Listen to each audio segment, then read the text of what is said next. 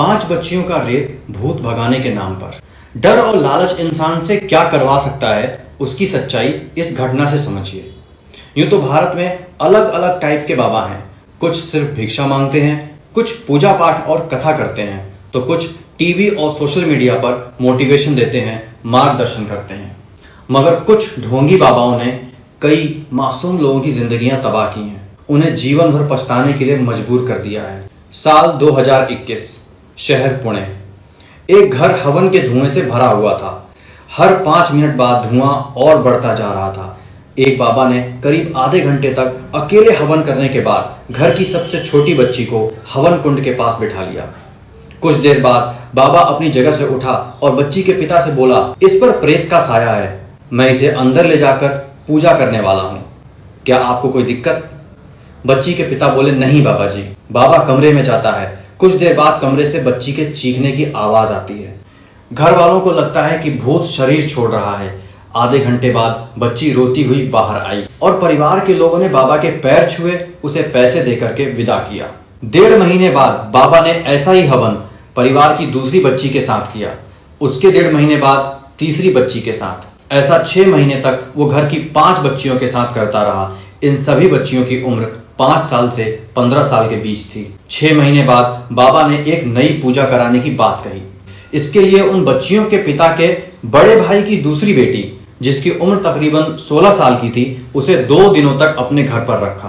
पूरा दिन कांटेक्ट नहीं होने के बाद घर वालों ने खोजबीन शुरू की। उसके अगले दिन पुलिस को सूचना दी। फिर परतें खुली। पता चला कि वो बाबा इस बच्ची के साथ बीते 2 दिनों से रेप कर रहा था।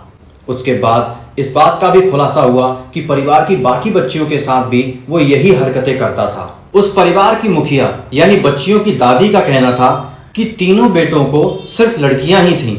2 बहुओं का तो ऑपरेशन भी करा दिया था। हमें लड़के का लालच भी नहीं था, लेकिन उस बाबा ने ना जाने क्या घुट्टी पिलाई। हम लोग उसकी बात मानते चले गए। मेरी मछली बहू की मां उस बाबा को लेकर आई थी। बाबा कहता था घर में सिर्फ बेटियां हैं, उसकी पूजा से बेटा होगा, घर का कर्ज भी खत्म हो जाएगा। पहले उसने कहना शुरू किया कि मैं इन बच्चों का मामा हूं। शुरू में 2-2.5 महीने पर आता था और सामने के मंदिर में 2 से 3 घंटा पूजा करता था। फिर धीरे धीरे घर में आने लगा।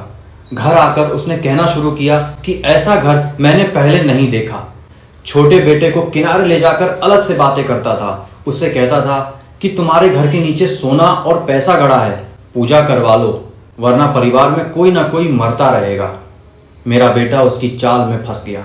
शुरुआत में उसने हमारे पूर्वजों और परिवार के बारे में कुछ पुरानी बातें बताई।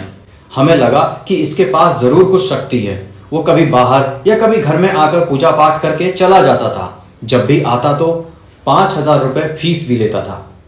फिर धीरे धीरे बच्चों से घुलने मिलने लग गया, खुद को मामा कहलवाने लगा। एक दिन वो बिना बुलाए आया, पूजा पाठ का सामान मंगवाया, नारियल, नींबू, काला कपड़ा, सिंदूर वगैरह। उसने हवन और पूजा की। मेरी मझली भतीजी की तरफ इशारा करके कहने लगा, इस पर किसी ने टुटका कर दिया है, अगर दूसरी पूजा नहीं हुई तो 2 महीने में मर जाएगी। हम लोग डर गए। उसने रात भर मेरी भतीजी को हवन पर बिठाए रखा, डंडे से बहुत मारा। वो दर्द से चिल्लाती थी। हमें लगता था कि प्रेत भाग रहा है। इसके बाद वो लगातार घर में आने लगा और इसी बीच उसने जमीन के अंदर सोना और चांदी की बात कही और परिवार के बाकी लोगों पर तब तक 3 लाख का कर्जा हो चुका था। परिवार ने सोचा कि एक पूजा और करा लेते हैं, क्या पता कुछ पैसा मिल ही जाए। वो जब भी पूजा करने आता, वो बच्चियों को बुलाता, उनको नींबू की माला पहना देता, कभी सिर पर नींबू काटता तो कभी पेट के बल सुलाकर पीठ पर। इसके बाद कमरे में धुआं कर देता और फिर उन्हें यहां वहां छूता था। इस पर लड़कियों की मां का कहना था कि मेरी बेटी रोते हुए कमरे से निकलती थी, पूछने पर कुछ भी नहीं बोलती थी। जब बाबा बाहर निकलता था तो मैं उससे भी पूछती थी। वो कहता था, अरे उस पर भूत था, जब छोड़ता है तो ऐसा ही होता है। पहले ये सब बाहर के कमरे में ही करता था, लेकिन कुछ समय बाद वो बच्चियों को दूसरे कमरे में ले जाने लगा। बाबा पूछता था, अगर दरवाजा बंद करूं तो कोई प्रॉब्लम तो नहीं? हम लोग मजबूरी में हाँ कह देते थे। आपको ये सब मामा कहते हैं, आप पर भरोसा है। वो कमरे में जाता था और लाइट बंद कर देता था। हम लोग चुपचाप बैठकर बच्चियों की चीखें सुनते थे। उसके साथ कमरे में जाने के बाद किसी को कुछ याद नहीं रहता कि वो बंद कमरे में क्या करता है। उसने एक बार मेरी देवरानी को भी कमरे में बंद किया। मेरी देवरानी ने बताया कि उसे कुछ याद नहीं कि वो पूरी रात ऐसी ही बैठी रही। बच्चियों की माँ का कहना है कि बाबा बड़ी बेटी से बहुत चिढ़ता था, कहता था कि तुम्हारे घर में बहुत ज्यादा पैसा और सोना है, उसके लिए तुम्हें इस बेटी की बलि देनी पड़ेगी। अगर इसे बचाना है तो एक उपाय है, इसकी पूजा करवा लो। हम लोग डर जाते थे कि हमारी बेटियां और परिवार ठीक रहे, हमें कुछ नहीं चाहिए। वो जब भी आता था तब पैसे मांगता रहता था। उसके चक्कर में 5 लाख रुपए खर्च हो गए। उसने हमें इतना सताया कि हम दाने दाने को मोहताज हो गए। मैंने घर के सारे गहने बेचकर उसको पैसे दिए और वो हमारी बेटियों के साथ ऐसा घिनौना काम करता रहा। मुझे इस बात का सबसे ज्यादा दुख होता है कि मां होकर के भी मैंने ऐसा कैसे होने दिया। पुणे में अंधश्रद्धा के उन्मूलन के लिए काम कर रहे देशमुख, जिनको इस मामले की जानकारी है, उनका कहना है कि बाबाओं का ये सिंपल पैटर्न है, या तो डर का कारोबार करो या लालच का। यहां बाबा ने पहले लालच दिखाया और फिर डर बैठाना शुरू किया। उसने देखा कि घर में सिर्फ लड़कियां हैं तो इन्हें लड़के का लालच दिया जा सकता है। उसने तकरीबन 5 लाख रुपए पूजा और अपनी फीस के नाम पर खर्च करा दिए। उनको डराया कि अगर पूजा नहीं कराई तो बच्चों को खो दोगे। जब परिवार कर्ज में डूब गया तो लालच दिया कि जमीन के नीचे पैसा है, वो पूजा करने के बाद बाहर निकल आएगा।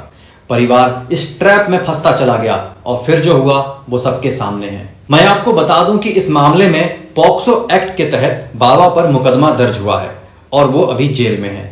मगर ना जाने कितने और मासूम परिवार किसी डर या लालच में ऐसे बाबाओं के जाल में अब भी फंसे हुए हैं। उम्मीद करते हैं कि ऐसी घटनाओं से सबक लेकर लोग अंधविश्वास और ढोंगी बाबाओं के बताए पूजा पाठ से दूर रहेंगे। अगर ये वीडियो पसंद आई हो तो please like, comment, share and subscribe this channel और बेल आइकन को प्रेस करना ना भूलें ताकि आपको हमारे चैनल की नोटिफिकेशन सबसे पहले आए। मिलते हैं अगली वीडियो में। अपना ख्याल रखें।